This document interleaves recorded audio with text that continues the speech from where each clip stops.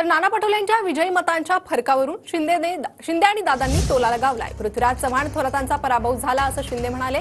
208 मतांनी नाना पटोले वाचलेत असं एकनाथ शिंदेंनी म्हटलं।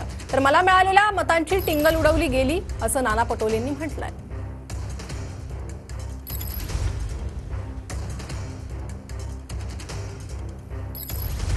जयंतराव आहेत तर आता मजा आहे। काय जयंतराव बघा, बाळासाहेब थोरात, पृथ्वीराज बाबा गेले नाही दिसत,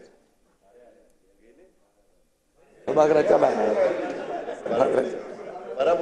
नाना वाचले 208।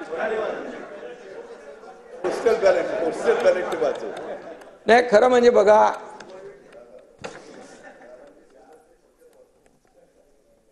आता ईव्हीएम घोटाळा असता तर तुम्ही इथं नसताना।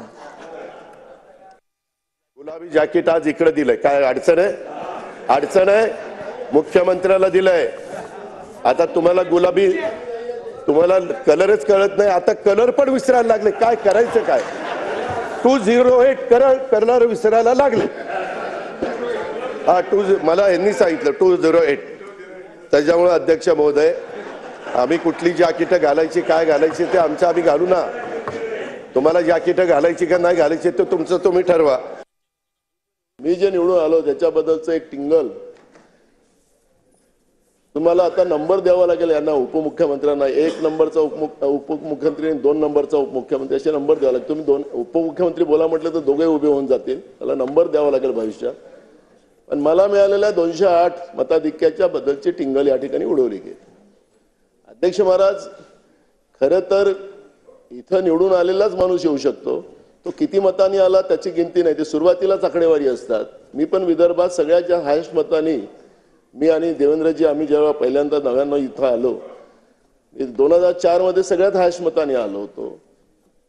दुसऱ्या त्याच्यानंतर झालेल्या निवडणूक मी त्याच्यात सगळ्यात जास्त हायस्ट मतांनी आलो। तर काही इथं फार बक्षीस काही मिळतं असं काही त्याच्यामध्ये काही चर्चेचा विषय होऊ शकत नाही।